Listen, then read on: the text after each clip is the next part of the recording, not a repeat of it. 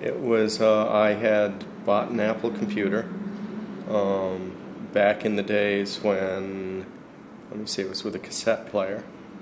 And it was a Scott Adams Adventure was the first thing I bought. Well, what I liked about him was that it's an interactive form of fiction. So it's kind of like reading a book or having a story told, but it's got multiple threads through which you can do it, and there's the puzzle part of it, which makes it fun. But it's different than your typical shoot 'em up, a little more stimulating mentally. What happened was, I was in my late 20s, single guy, decided to write an adventure game just as a means to learn how to handle transactions and all that sort of stuff. So I wrote something that would amuse myself and possibly a few friends. And it started off quite innocently. I wasn't intending upon creating something that would get published. But eventually it took off to the point that I thought, gee, I should, go try writing this as something that I could sell. And that's how it came into being. I had started in the spring, I think probably of spring of 81. Winter or spring, somewhere around there. And it was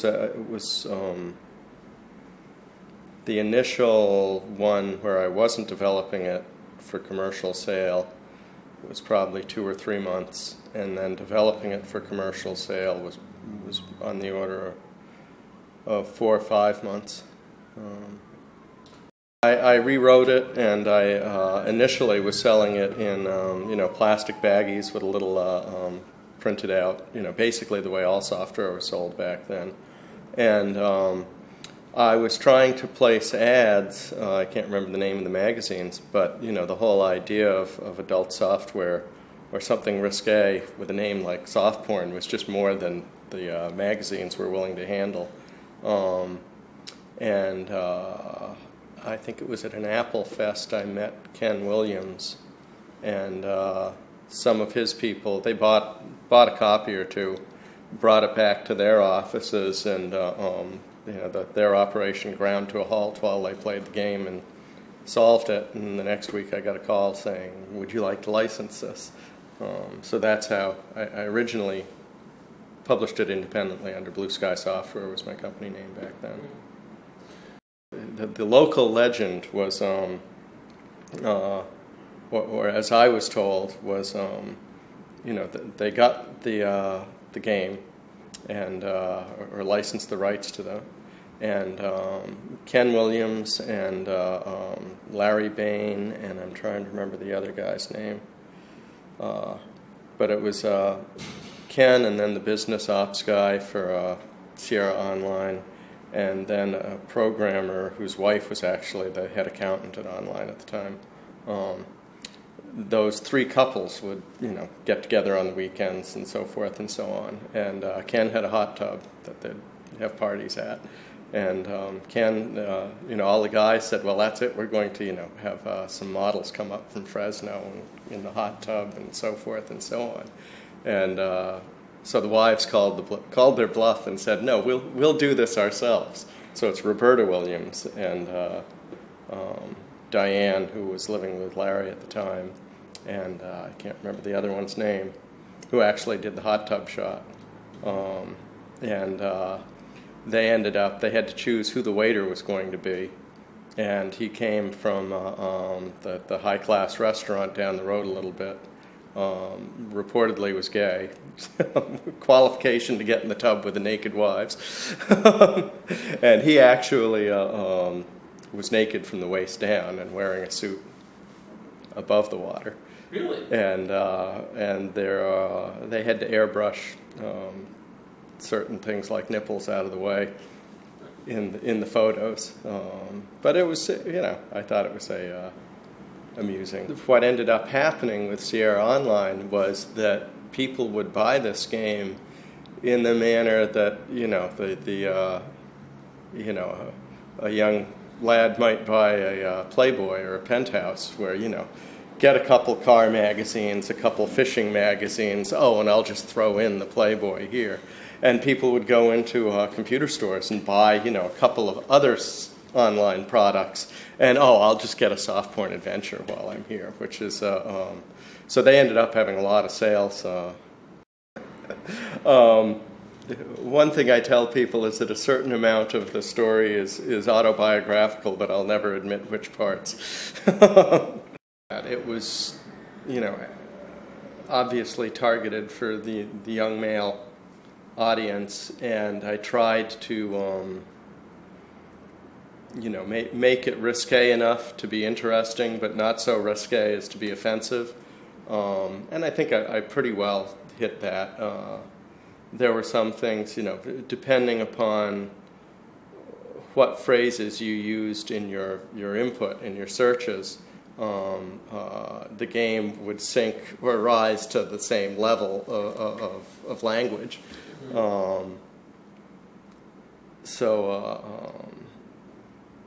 And then beyond that, to me, the value of a game at that point was that, it had to provide a few days of entertainment to have been worth it. I'm the somewhat conservative New Englander, and in fact, I know when they ported it over to Leisure Suit Larry, they sent me a copy for review before it got published, and the only comment that I had was there were some spots in it which really had some stereotypical behavior of, the black guy and the Chinese guy and that sort of stuff. And I kind of thought that was crossing the line, and I remember, sending Ken an email saying, generally speaking, looks like you did a good job, but there's a couple places where your liberties might be a little more than the world is ready to see. But, shortly thereafter, I started doing the Frogger stuff and whatnot. So there was a period of a year or two where sort of rock star status, but I wasn't associated exclusively with that. I remember when Online picked it up, and then it went into Time magazine. My mother was aghast. She was like, "Oh no, everybody knows." But no, I think when people, when they actually went into it, Softporn, using that name and the general theme was very salacious and got people to buy it. But then when you come right down to it, it's a comedy as opposed to an erotic adventure. So it was a tongue-in-cheek fictional treatment of what it was like to be in your 20s guy in America. And, most of the experience, the embarrassment of going in and buying a condom, that's something that every guy goes through sooner or later. So to work that into the stories just sort of, just seemed natural. And it was to try and capture those sorts of experiences. As I said, some of it drew on experiences I'd had, and others, for lack of a better term, were sort of trying to bring to life urban legends. It was a young company. It was, they had grown from a couple storefronts in a strip mall to like the entire strip mall, and then,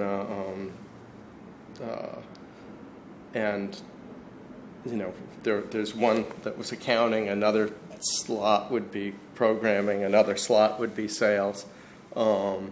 Very much the family-run business, which,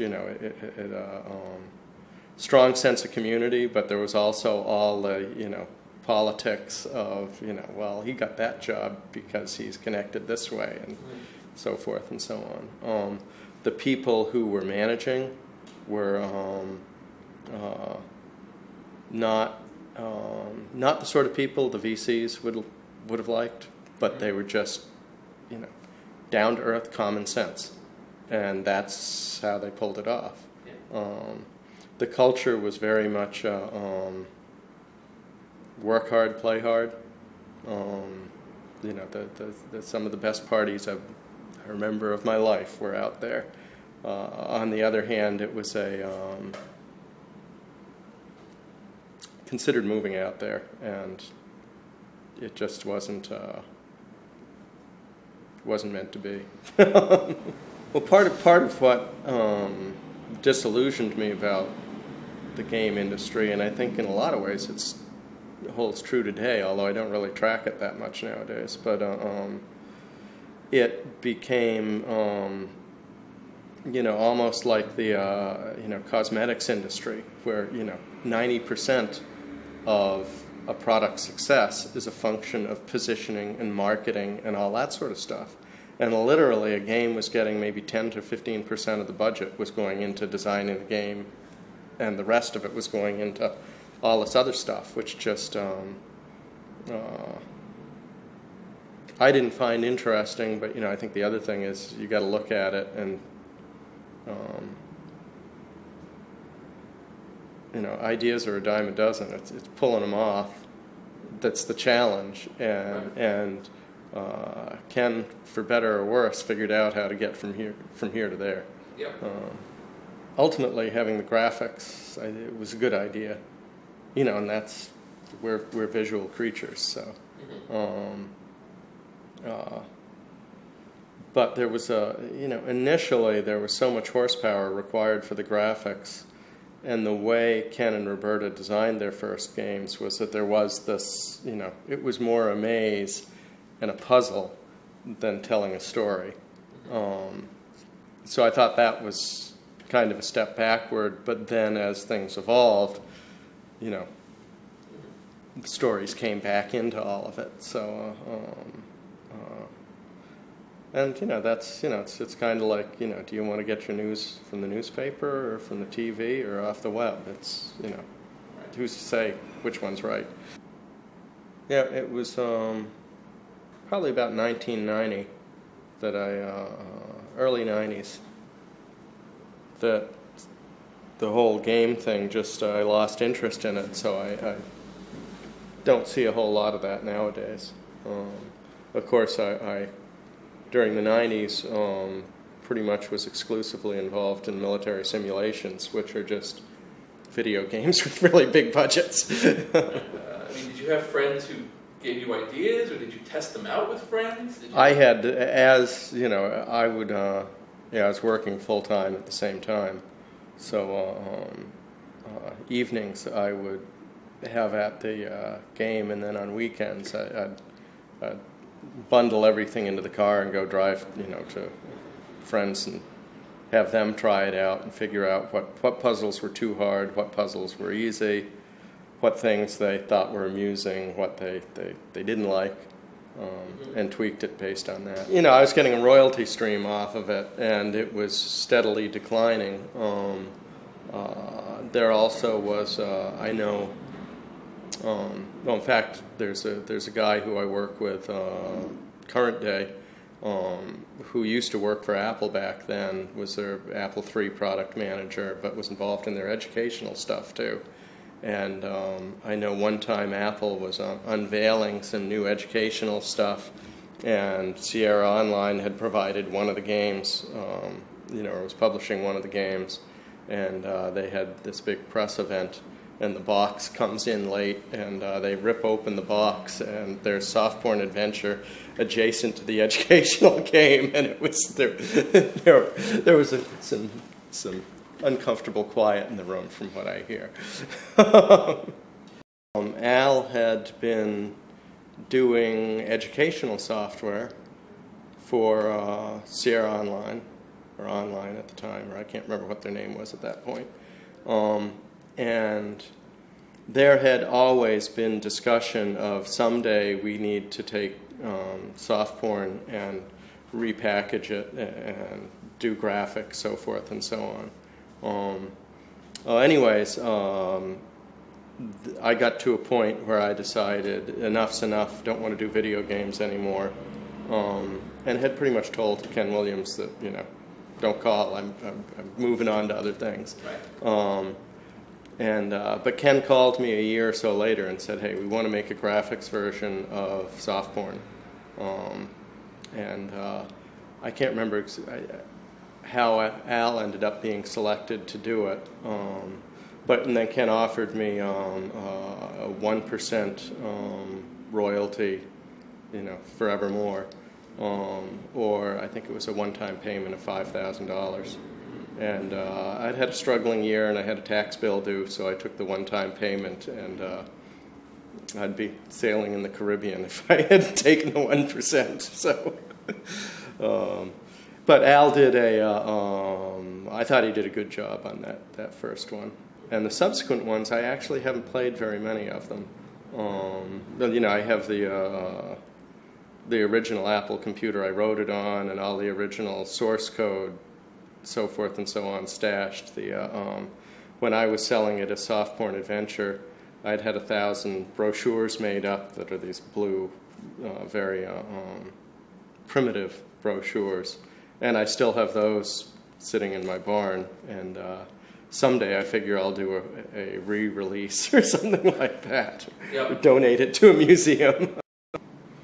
And sometimes, I remember I sold the original Blue Sky Software version at an Apple Fest, and a kid, 10 or 11, wanted to buy it, and I'd said no, and his dad came back.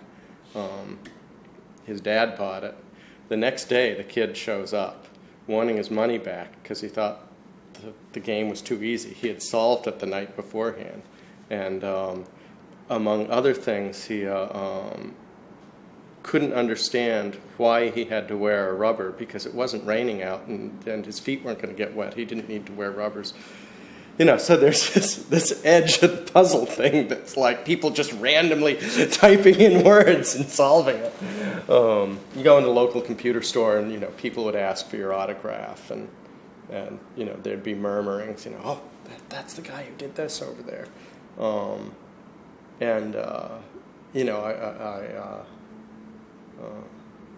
suddenly found myself much more interesting to women. So that was certainly a plus, and it was fun. Although it was also odd. I remember going to conventions out in San Francisco, and a bunch of us video game authors would be sitting around the table, and some of them really had the rock star mentality, and that they make grand entrances and they have to be seen, and at the time that I went into it, it was still very much such a small community, and then it just blossomed into this huge and then magazine articles and that sort of stuff was the Pixar style movies nowadays. At some point, somewhere down the line, somebody's going to figure out the AI issues and whatnot to be able to take that movie and have it, have an adventure component to it, but still be a full-blown production house quality experience. I had a royalty stream off of that was auditable back to their sales department, and yeah, it was I can't remember. It had to have been, I'm thinking more on the 50 or 60,000. It was it's what made the down payment for my first house, etc., etc., etc.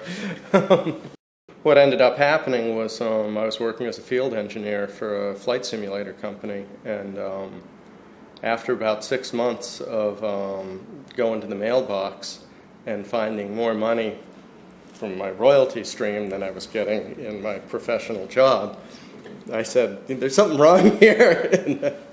And I went and prepaid my rent for 6 months because I wanted the security of that, which the landlord, she just dropped her jaw and said, nobody prepays for 6 months, and took the plunge. I had looked at one point at doing just a follow-on to it as a text, rather as graphics.